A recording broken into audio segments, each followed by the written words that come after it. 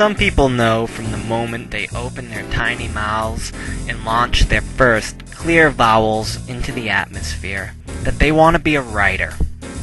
While most of us are throwing crushed carrots from our high chairs, they're working with narrative arcs. I was never one of those kids who dreamed of being a writer. When I was a child, I wanted to be many things. An astronaut, the catcher for the Boston Red Sox, the President of the United States, although I probably would have settled for Speaker of the House. But never once did I yearn for a pen. As I drudged through adolescence and acne and angst, my career goals became a little more practical. In high school, I narrowed it down to 2 vocations: an ice cream man and a porn star. But the idea of becoming a writer never once buzzed my consciousness. Then in college, after being handed a copy of Jack Kerouac's On the Road by a pot dealer in my dorm, it dawned on me that I, too, could be a writer and live an exotic and glamorous life of letters. So I went ahead and declared myself an English major, partly because I wanted to choose the least practical field of study, and my college didn't offer a degree in underwater fire prevention. In retrospect, I attribute my choice of major to frontal lobe damage incurred from recreational drugs. Regardless, I dug in my heels and I decided to do it. I was going to be a writer. The first thing I did was sit down and make a list of things that I knew to be true about writers, so I could begin to emulate their lifestyles. Writers were dark and brooding and seldom smiled. Yeah, I could do that. Writers drank like fish and told outrageous yarns in bars and pubs. Affirmative on that one, too. Best of all, writers got to stay at home and make their own hours, sleep as late as they wanted, while millions of adoring fans, mostly beautiful women between the ages of 18 and 25, wrote them fan mail and offered up their bodies to the brilliance of the scribe. This was going to be great. Toward the end of college, I actually started writing stories and poems, deciding it was time to be a writer. However, in order to bomb-proof my dream, at my parents' insistence, I obtained a teaching certificate, figuring that, if anything, teaching would be a temporary gig, something to put food on the table while I wrote the next great American novel.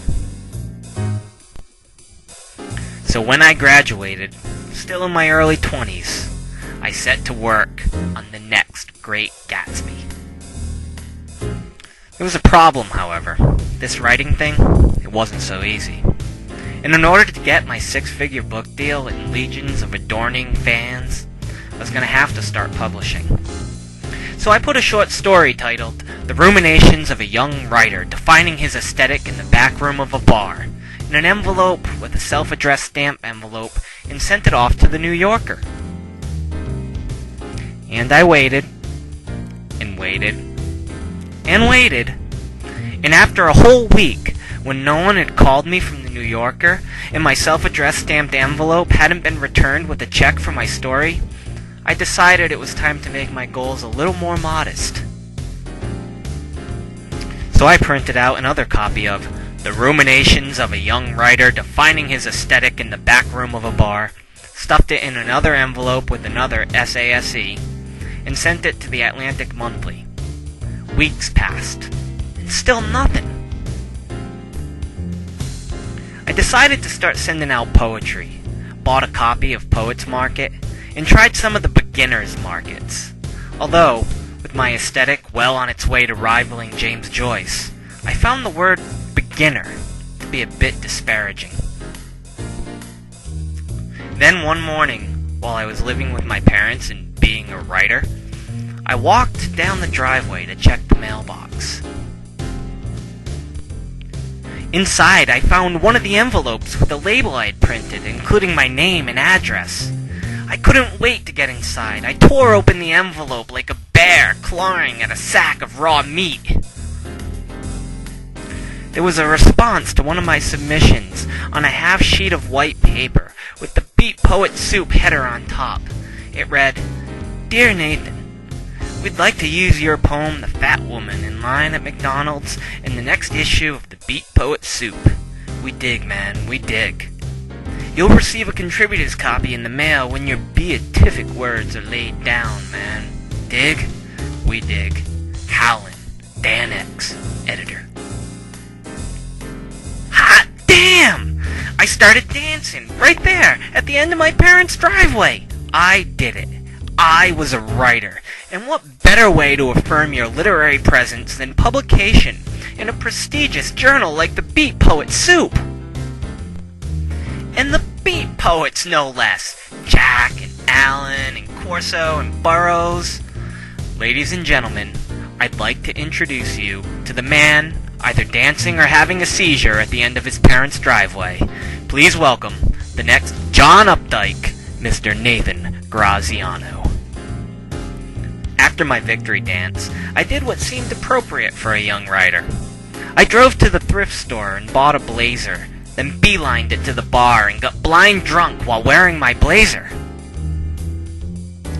The next morning, my mother was in the kitchen, fixing breakfast, as I crawled upstairs, blary-eyed and still toxic from the night before. "When are you going to start looking for work?" my mother asked me. I wanted to put on my blazer and show her I'd found gainful employment.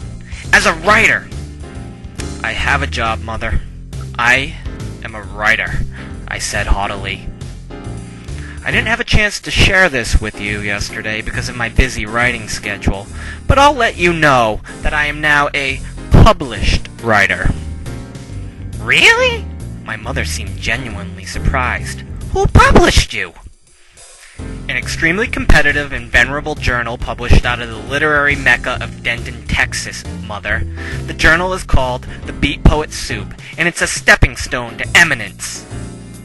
"How much are they paying you?"